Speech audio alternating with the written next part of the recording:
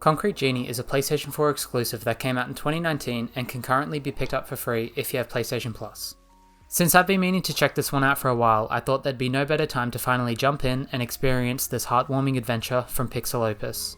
If you enjoyed the video, please leave me a like and consider subscribing.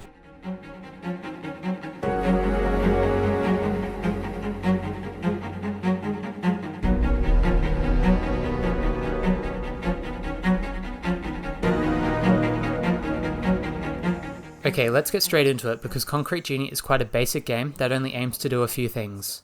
Luckily, the few ideas here are fantastically realised. Whether it's the heartfelt and moving story, the dazzling and superb visuals, the soothing and gentle audio design, or the dour and gloomy atmosphere that perfectly contrasts with the gorgeous paintings.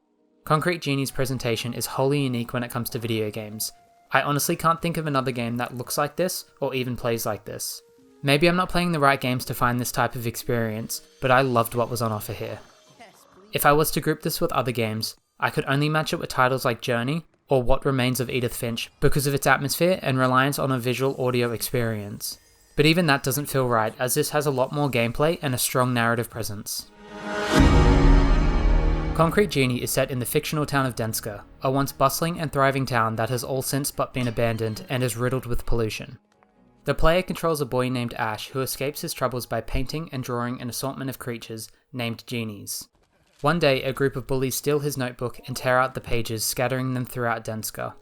When Ash realizes one of his genies has come to life on the walls of the lighthouse, he is pushed into a quest to recover his lost pages and bring new life to the town by painting along the walls. While the story on the surface is pretty basic, it's the underlying themes that kept me engaged throughout. Loss, acceptance, courage, and coming of age are all present themes here.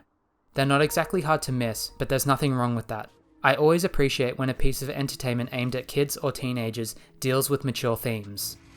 The story here hits in much of the same way that you would expect a Pixar film to, and that also opens this up to a much broader audience since there's a thick coat of maturity applied here. Like any great animated film, people of all ages will be able to appreciate and connect to the characters and story. And because of that, I really love this story. It's not mind-blowingly great or anything, but with a cohesive plot, a likable protagonist and mature themes makes it stand out from other indie titles. Now, what exactly do you do in Concrete Genie? Surely the entire game can't just be about painting. Well, you'd be sorta right for thinking that. Gameplay can easily be broken down into three basic parts. First is the painting, which is the bread and butter of what you'll be doing. Ash has a magical paintbrush that allows him to paint on any walls throughout the town. Certain walls you'll be required to paint in order to light up the bulbs. This is the most common mission objective throughout the game. There's a few things that make painting rewarding and satisfying. You can't paint your own designs, instead everything here is already pre-made.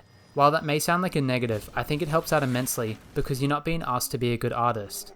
Whatever you end up painting, it will turn out looking incredible thanks to the fantastic visuals, but also because of how the game will help you out. See, painting trees won't only leave the trees behind, but it will also grow grass. Or lightning strikes will illuminate nearby objects. You also gain a large amount of different designs throughout the campaign, which keeps your paintings fresh and never seeming stale. The other thing you do while painting is creating all the different genies, and this is where the second part of gameplay comes in. Puzzles are scattered throughout the different areas, each having 2 or 3 that need to be completed, and the genies are the ones that will help you get these done. Genies come in 3 different elements: fire, electricity, and air. Fire genies can burn planks of wood that block your path forward, or electrical genies can open gates by turning on fuse boxes. Occasionally you'll need to use 2 different genies to solve a puzzle, but they're never too demanding.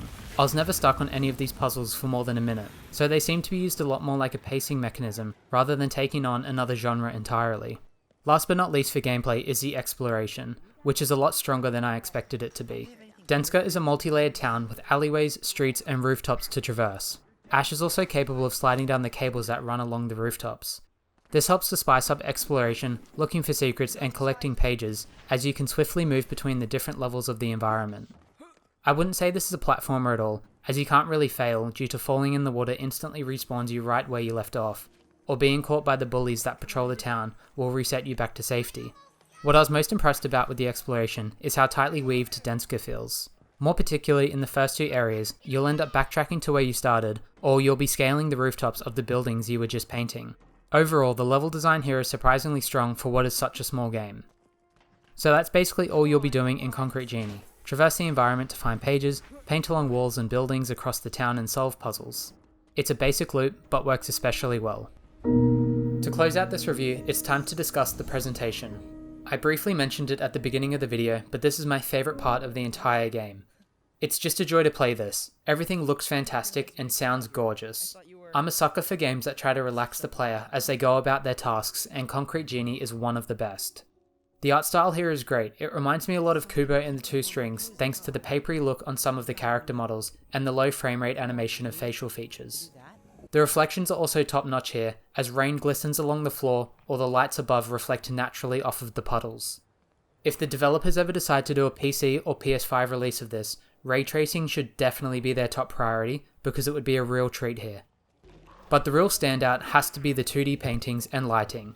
Everything you can paint just looks breathtaking and is all animated so subtly, like the fires that blow in the wind or the grass flowing beneath the tree line. The feeling you get after you've painted an entire area and walk through admiring what you've created is spectacular. Or every time the camera will pull out revealing the masterpiece paintings you'll create at key moments throughout the campaign. I can't do justice explaining how visually impressive Concrete Genie is, but just know this is magnificent. What isn't magnificent though is the only technical issue I had, and that's the frame rate. Playing on PlayStation 5, I would constantly drop below the targeted 30 FPS cap. This would happen most often after I'd finished painting the townscape and running through looking at everything. While this game doesn't require quick reflexes or even a high frame rate to be enjoyable, it is disappointing that I couldn't find a fix for this, because switching between 4K and 1080p never seemed to make a difference. It's not a big deal, but it does make me wonder how this performs on the PS4 Pro with 4K enabled. Nevertheless, Concrete Genie's presentation is masterfully done and made even better once you realise how little people worked on this. Other than that, Concrete Genie is a fantastic game. This feels like a very curated experience.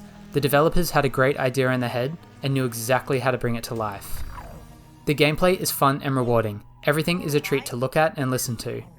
The story and themes are surprisingly mature, and the runtime doesn't outstay its welcome. Concrete Genie is short and sweet. I finished this in about 5 hours and enjoyed every minute of my time with it.